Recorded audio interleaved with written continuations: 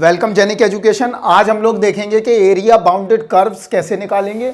इसकी हेल्प से हम लोग एरिया बाउंडेड रीजन्स भी पढ़ेंगे और आपको ज़रूरत पड़ेगी इसकी सबसे ज़्यादा कहाँ पे, वेक्टर कैलकुलस में। इसीलिए ये तीन फाउंडेशनल लेक्चर हैं मैंने प्रिपेयर किए हैं।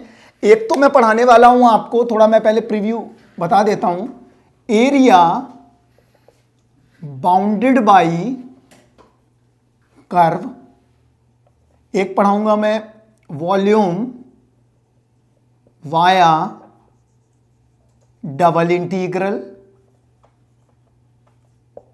और एक तीसरा आपके सामने, एक तो हो गया एरिया बाउंडेड कर्व, एक हो गया वॉल्यूम वाया डबल इंटीग्रल, और एक पढ़ाऊंगा मैं चेंज द ऑर्डर।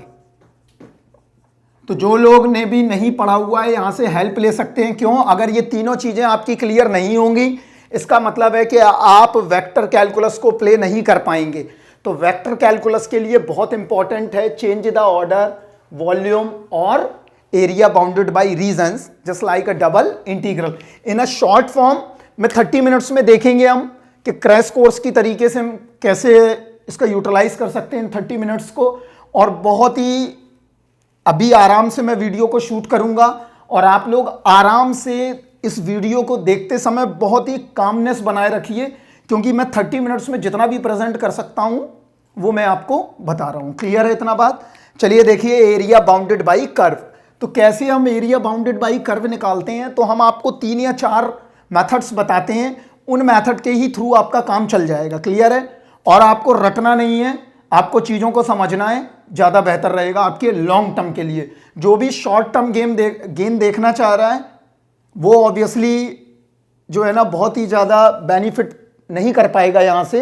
लेकिन एरिया बाउंडेड कर्व को पहले हम देखेंगे, इसके बाद फिर हम इसके क्वेश्चन पे जाएंगे और फिर हम जंप करेंगे कैसे, कहाँ पे, चेंज द ऑर्डर और volume via double integral. Right? तो देखते हैं एरिया बाउंडेड रीजन्स है क्या बेसिकली। तो यहाँ देखिए, अब यहाँ से हम स्टार्ट करते हैं। हमारे पास एक्स एक्सेस है, this is Y axis, clear, and this is reference point not a origin. जिन लोगों ने भी आपको ओरिजन बताया है उनका ध्यान रखिए कि क्या पढ़ाते हैं क्या नहीं पढ़ाते हैं, I don't know. Reference point है ये, तो रेफरेंस पॉइंट हमने मान लिया है। अब देखिए यहां से अगर ये ओरिजन होता तो कभी भी ये चेंज नहीं होता। रेफरेंस पॉइंट को ही हम यहां से वहां ले जा सकते हैं। क्लियर है? अभी हम एक कर्व ले रहे हैं, ये हमारा कर्व है y equal function of x। Clear है? यहां बहुत आराम से देखिए कैसे करना है, y equal function of x, और जो फंक्शन ऑफ x है वो ग्रेटर देन इक्वल क्या है, 0। इसका मतलब कहां पे है वो, अबव द x एक्सिस। कहां पे है? Above the x axis. Right? Above the x axis is clear, above the x axis. और for all x belongs to a, b ले लेते हैं, क्योंकि जब तक हमें एरिया निकालने के लिए हमें बाउंड्री की जरूरत पड़ेगी। तो मैंने क्या किया, यहां पे बाउंड्री भी कनेक्ट कर दी है।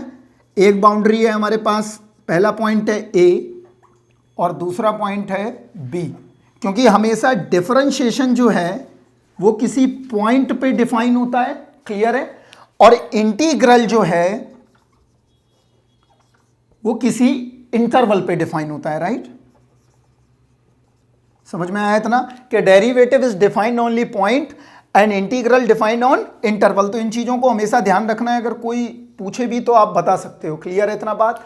तो हमारे पास क्या है, y equal function of x and for all x belongs to a, b। तो अब हम क्या निकालने वाले हैं, एरिया अंडर द कर्व। ये जो कर्व है ये क्या एरिया कवर्ड करने वाला है हमको ये पता करना है। क्लियर है बात? तो हमारे पास अंडर द कर्व का जो एरिया है वो कितना आ रहा है, वो ये वाला रीजन आ रहा है। यहां देखिए ध्यान से, इसको बोलते हैं हम लोग शेडेड रीजन। ये हमारे पास शेडेड रीजन आ गया, ये मैंने लिख दिया है ब्लू बॉक्स के अंदर। ये शेडेड रीजन है, इसको हमें कैलकुलेट करना है। तो देखिए कैसे कैलकुलेट करते हैं अलजेब्रा में, पहले हम देखेंगे इसको। और इंटीग्रेशन का मतलब not a area, is a algebraic sum, algebraic sum. Right है? क्लियर है बात? तो अब हम देखते हैं यहाँ पे F X greater than equal 0, X belongs to a, B. एक हम आपके सामने एक प्रैक्टिकल प्रॉब्लम रखते हैं, उससे हम इजीली समझ जाएंगे। यहां देखिए ध्यान से, सपोज दैट हमारे पास ये कर्व है y equal x square, is clear, y equal x square, और मान लेते हैं हमें 0 से लेके 1 तक के रीजन का क्या निकालना है, एरिया कैलकुलेट करना है। तो एरिया क्या हुआ, एरिया तो ये हुआ, right, this is called a shaded region, this is called a shaded region. अब हम लोग कैसे एरिया निकालते हैं और फंडामेंटल क्या है, रटने की कोई आवश्यकता नहीं है, पहले फंडामेंटल समझिए कैसे एरिया निकालेंगे। तो हम क्या करते हैं, इस लेंथ को फिक्स कर लेते हैं, राइट, फिक्स्ड। इसका मतलब ये हुआ कि ये रोटेट नहीं हो सकती है, ना अपने से यहां से वहां डिसबैलेंस हो सकती है। ये क्या हो गया, ये चीज, ये फिक्स्ड है हमारा एक्स एक्सिस, क्लियर है इतना बात। तो एक्स एक्सिस को हमने क्या कर लिया, फिक्स। वाई क्या है यहां पे, डिपेंडेंट वेरिएबल, डिपेंडेंट वेरिएबल, और एक्स क्या है यहां पे, इंडिपेंडेंट वेरिएबल। इतना बात समझ में आया। एक्स यहां पे क्या है, इंडिपेंडेंट वेरिएबल, और वाई क्या है, डिपेंडेंट वेरिएबल। तो एरिया कैसे निकलेगा, तो हमने क्या फंडामेंटल लगाता हूं मैं, यहां देखिए ध्यान से, मैंने क्या किया, एक स्ट्रिप यहां लगा दी, ये स्ट्रिप लग गई है यहां पे, और ये स्ट्रिप कहां लगेगी, 0 से बाद में लगेगी, क्लियर है बात। मैंने मान लो x का कोई एक पॉइंट लिया होगा 0.1, तो y यहां मिल जाएगा क्या, 0.01। अब यहां ध्यान से देखिए, लेंथ भी अलग है, ब्रेड्थ भी अलग है, तो ये क्या बना, रेक्टेंगल बन गया, क्लियर है। इस छोटे से रेक्टेंगल का एरिया निकाल लेंगे हम लोग, फिर हमारी स्ट्रिप आगे बढ़ेगी, फिर हमको एरिया मिलेगा। तो सारे सम ऑफ ऑल रेक्टेंगल्स से हमारा क्या निकल आएगा, एरिया निकल आएगा, क्लियर है इतना बात। तो मैंने क्या किया, x को मैंने इंटीग्रल में फिक्स कर दिया, और मैंने dx एलिमेंट की क्या ले ली है, एक छोटी सी स्ट्रिप ले ली है, जो कि ऑब्वियसली क्या करेगी, मूवमेंट करेगी किस पे, x पे। और जब मूवमेंट करेगी तो जब आगे बढ़ेगी तो क्या है, पॉइंट को कोई भी लेगी, मान लो अगला नेक्स्ट पॉइंट मिलेगा आपको क्या, 0.12, तो वो पॉइंट अगर लेगी तो यहां से y मिल जाएगा, और जब y मिल जाएगा तो क्या हो जाएगा, रेक्टेंगल का एरिया निकल आएगा।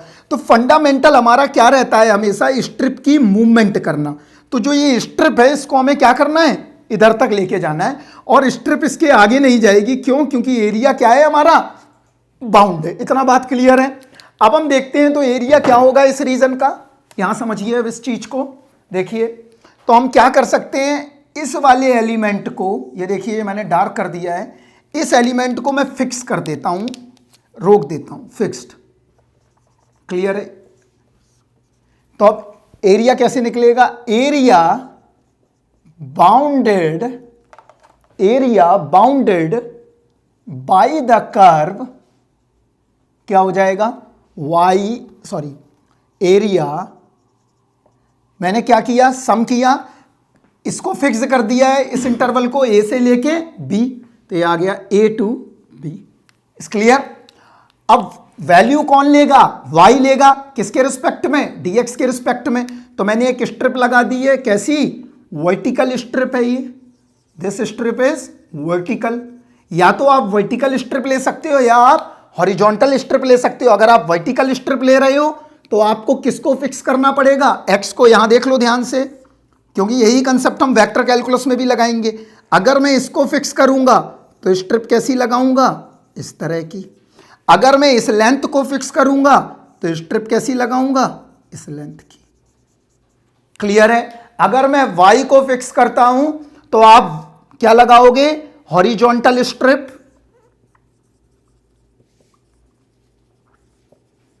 क्लियर है। अगर x लेंथ को फिक्स करोगे, x फिक्स्ड करोगे तो कैसी स्ट्रिप लगाओगे, वर्टिकल।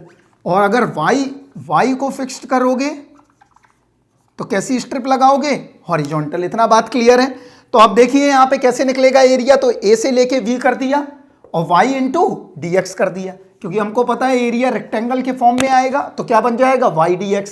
तो यहां क्या मिला हमें, a से लेके b f x into dx is clear. और ये एरिया कहां मिलेगा?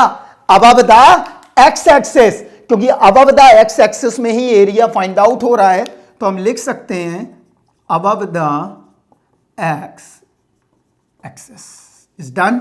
अब दूसरा केस देखेंगे अभी, क्लियर। अब देखते हैं हम दूसरा केस क्या बनने वाला है। यहां देखिए, मान लेते हैं हमारे पास ये रेफरेंस पॉइंट है। अभी तक हमने जो कर्व लिया था वो अबव द एक्स एक्सिस लिया था। अब मैं कर्व कहां लेता हूं? Below the X axis. तो इसका मतलब क्या हुआ? F X less than equal 0 for all X belongs to A comma B. अब हमारा कहां है? Below the X axis. तो ये एक बाउंड्री हमने बना ली ए, और ये दूसरी बाउंड्री बना ली क्या? बी। क्लियर है इतना बात? अब एरिया क्या होगा हमें ये पता लगाना है। तो ये हमारा कर्व क्या है? y equal function of x। y equal function of x अगर हमारे पास है और हमेशा कहां है? Below the x axis. अगर बिलो द x एक्सिस है तब हम एरिया कैसे कैलकुलेट करेंगे? अभी तो हमें अबव द x एक्सिस में एरिया कैसा मिला था? पॉजिटिव मिला था। अब मैं क्या करना चाहता हूं कि बिलो द x एक्सिस निकालना चाहता हूं एरिया। तो बेसिकली मैंने स्ट्रिप लगा दी, कैसी? वर्टिकल। ये वर्टिकल स्ट्रिप है, क्लियर है। और मैंने पहले ही बता रखा है कि ये जो एरिया है ये क्या है आपका? Shaded area. बहुत सिंपल फंडामेंटल है, ज्यादा दिमाग में इधर उधर की बात नहीं लगानी है, क्लियर है। तो शेडेड रीजन आ गया। अब एरिया कैसे कैलकुलेट करें? तो देखिए, एरिया बाउंडेड बाई कर्व या अंडर अ कर्व, जो भी निकालना चाहते हो। तो देखिए कैसे निकलेगा। एरिया बराबर, जब भी हमारा बिलो जाएगा तो हमेशा क्या रहेगा? मॉडुलस में एरिया को ले लेंगे। तो देखो कैसे, मॉड लगा दो, क्योंकि area can't be negative. Area negative का मतलब क्या हो गया कि हमारा जो डायरेक्शन है उसके क्या है? अपोजिट डायरेक्शन में हमको मान के चलना पड़ेगा। तो यहां हो गया ए से B F x D X. इतना बात समझ में आया? आपको कुछ हम चीजें बताते हैं जो लोग आपको जो है ना बहुत ज्यादा इधर से उधर पाथ से डेविएट करते हैं, उसके लिए हम बताते हैं। यहां समझिए कि इन तीन चीजों का मतलब क्या है? एडिशन और मल्टीप्लिकेशन। एडिशन और मल्टीप्लिकेशन दोनों सेम नहीं होते हैं। ऐड से हमें क्या मिलता है? लेंथ मिलती है, क्लियर है। क्योंकि हम नंबर को किस फॉर्म में देखते हैं? हमेशा लेंथ के फॉर्म में। और मल्टीप्लाई करते हैं तो हमें क्या मिलता है? एरिया मिलता है। तो इसका मतलब क्या हो गया कि मल्टीप्लाई हमेशा हमें क्या देता है? एरिया देता है। तो यहां पे भी मल्टीप्लाई हो रहा है। यहां देखो, ये एफ एक्स अलग है और डी एक्स एलिमेंट अलग है, तो छोटे छोटे रेक्टेंगल्स बन रहे हैं। और रेक्टेंगल का मतलब क्या हो गया? बेसिकली लेंथ भी अलग है और ब्रेड्थ भी अलग है। इसीलिए आप लोग बचपन में टेबल पढ़ते ही हैं, 2 1 2 बराबर 2, that is called a rectangle. इसकी लेंथ क्या है? मान लेते हैं 2 मीटर और ब्रेड्थ क्या है? 1 मीटर। वही काम यहां पे भी हो रहा है कि अगर ए के हम पास में जाते हैं तो कोई पॉइंट ले लेते हैं a+1, तो y हमें करस्पॉन्डिंग मिल जाएगा कुछ समथिंग। तो अगर हम x इंटू वाई करेंगे तो हमें क्या मिलेगा? रेक्टेंगल का एरिया मिलेगा। तो ध्यान रखना है कि एडिशन का मतलब होता है लेंथ को ऐड करना और मल्टीप्लाई का मतलब होता है एरिया निकालना। अगर हमें ये दोनों चीजें मिल जाती हैं तो अगर कोई पूछता है -5 का मतलब क्या है, तो आप बता सकते हो कि माइनस का मतलब है जो भी आपने ओरिजिनल डायरेक्शन ली है उसके रिवर्स डायरेक्शन में। माइनस हमेशा किसी चीज की किसको बताता है? सिर्फ ओनली डायरेक्शन को। ध्यान रखिए, ऐड और multiply is a different thinking, not a same thinking. Clear है इतना? तो हमने क्या निकाल लिया? Area modulus of F x into D x. वही वाला फंडामेंटल हमने लगा दिया। अब यहां देखो, एरिया निगेटिव कभी नहीं होगा। इसका मतलब ये बिलो द एक्स एक्सिस मिलेगा। कहां मिलेगा? Below the X axis. सिर्फ डायरेक्शन का डिफरेंस आ गया, वरना मैग्नीट्यूड तो हमें वैसे ही फॉर्म में ही लिखना है। इतना बात क्लियर है? अब देखते हैं हम तीसरा केस क्या बन सकता है। यहां समझिए, कोई जरूरी नहीं है हमारा कर्व हमेशा 2 ही पॉइंट से होके गुजरे। बहुत सारे ऐसे पॉइंट होंगे जहां पे हमारा ये कर्व कट और क्रॉस करेगा। जस्ट लाइक अ एग्जांपल, मान लेते हैं हमारे पास ये कर्व है। इन 4 फार्मूलों के अलावा कोई फार्मूला कहीं पे भी नहीं लगता है, बस यही फार्मूले हैं जो मेन है। यहां देखिए, ये मान लेते हैं हमारा ए पॉइंट है और ये दूसरा पॉइंट क्या है? बी है। तो यहां समझिए, पहला कट कहां लगा? यहां पे x1 पे, दूसरा कट x2 पे और तीसरा कट x3 पे, ये 3 कट आ गए। इसका मतलब ये होगा कि हम अगर स्ट्रिप के दौरान निकालें, मान लो मैंने एक स्ट्रिप लगा दी यहां, अगर ये स्ट्रिप आगे जाएगी तो यहीं रुक जाएगी ना, नहीं जा सकती आगे। इसका मतलब ये हुआ कि यहां पे फंक्शन का डेरिवेटिव क्या हो रहा है, डज नॉट एग्जिस्ट हो रहा है, क्योंकि यहां पे शार्प टर्न या सडन चेंज आएगा ग्राफ के नेचर में, और जब नेचर में चेंजिंग आएगी तो हम क्या करेंगे, ये वाला एरिया अलग होगा, ये एरिया अलग होगा, ये एरिया अलग होगा और ये भी एरिया अलग होगा। देखते हैं क्या हो सकता है। इस एरिया का नाम मैं दे देता हूं A1, इसको A2, इसको A3 और इसको A4। क्लियर है इतना बात? तो अब निकालते हैं हम लोग टोटल एरिया। तो अब तुमको क्या ध्यान रखना है, देखो यहां पे ध्यान से समझिए कि अगर मैं A से लेके x1 का एरिया लूंगा तो कहां मिल रहा है, अबव द x एक्सिस मिल रहा है। कहां पे मिल रहा है, अबव द x एक्सिस। तो ले सकता हूं A से लेके x1 fx dx is done. ये कहां पे मिला एरिया हमको, above the x axis is done. Clear? आगे हम बढ़ रहे हैं तो यहां देखो ये वाला जो एरिया है ये बिलो चला गया, और बिलो के लिए मैंने क्या बताया है, मॉडुलस का इस्तेमाल करेंगे। तो क्या बना, प्लस यहां से ले लीजिए x1 से लेके x2, x1 से x2 fx dx। तो अब ये ध्यान रखना है ये बिलो है तो इसके लिए हमें किसका इस्तेमाल करना पड़ेगा, मॉडुलस का इस्तेमाल करना पड़ेगा। इस क्लियर? नेक्स्ट आगे बढ़ते हैं। अब ये एरिया कैसा है बच्चे, ये पॉजिटिव है, तो पॉजिटिव है अबव द x एक्सिस। फिर लिख लेते हैं क्या बना, x2 से लेके x3 fx dx is done. ये तीसरा भी एरिया निकल आया। और फोर्थ एरिया जो है वो कहां है, बिलो द x एक्सिस। तो बिलो द x एक्सिस क्या होगा, x3 से लेके b fx dx। इसमें क्या लगा देंगे, मॉडुलस लगा देंगे। क्लियर है? तो ध्यान रखना है, अगर कर्व इफ, यहां लिख देता हूं मैं, if curve crosses the many points and then find out the area, तो क्या करोगे, अगर अबव में मिल रहा है तो हमेशा पॉजिटिव, बिलो मिल रहा है तो हमेशा modulus. Above is positive and below is modulus, क्योंकि मैंने क्या बताया, मॉडुलस ये शो कर रहा है कि हमारा एरिया कहां पे है, below the X axis. Is clear or not? तो हमने 3 फंडामेंटल देखे। पहला क्या, अगर एरिया हमारे अबव द एक्स एक्सिस मिलेगा तो fx dx a2b, below the X axis मिलेगा तो मॉडुलस a2b fx dx। अगर कर्व क्रॉस करेगा बहुत सारे पॉइंट्स पे तो then total area is this. Is clear or not? एक फंडामेंटल और देखेंगे, इसके बाद हम प्रॉब्लम सॉल्विंग क्लासेस पे जाएंगे। Clear? And the fourth case is कि एरिया बाउंडेड बाई 2 कर्व। अब देखिए हमारे पास 2 कर्व आ गए, तब क्या करेंगे, अभी तो हमारे पास क्या था, सिर्फ एक कर्व था, और अब हम देखेंगे कि जब 2 कर्व आएंगे तब किस तरह से एरिया को बाउंड करेंगे। तो देखिए यहां पे द सिंपल फंडामेंटल आप लोग अभी 3 स्टेप में जान चुके हैं। एक बार मैं ब्रीफिंग करूंगा तीनों की, इसके बाद ही मैं प्रॉब्लम सॉल्विंग पे जाऊंगा आपके लिए। तो बस इतना ही पढ़ना है गेट के लिए, इसमें हो जाएगा काम आपका। यहां देखिए मान लेते हैं हमारे पास एक कर्व है y1 equal function of x, y2 equal function of gx। 2 curve है हमारे पास, और for all x belongs to a, b। Is clear? तो यहां देखिए क्या करते हैं, एक कर्व ले लेते हैं y1 equal function of x and y2 equal function of gx। अब एरिया कैसे कैलकुलेट करें, तो देखिए यहां पे सिंपल फंडा, यहां पे बना दीजिए, this is a point in this is b point. Is clear? तो अब देखो कैसे करना होगा हमको, यहां समझो। तो अब हम क्या निकालेंगे, तो एरिया हमारा क्या आ रहा है, ये शेडेड रीजन आ रहा है।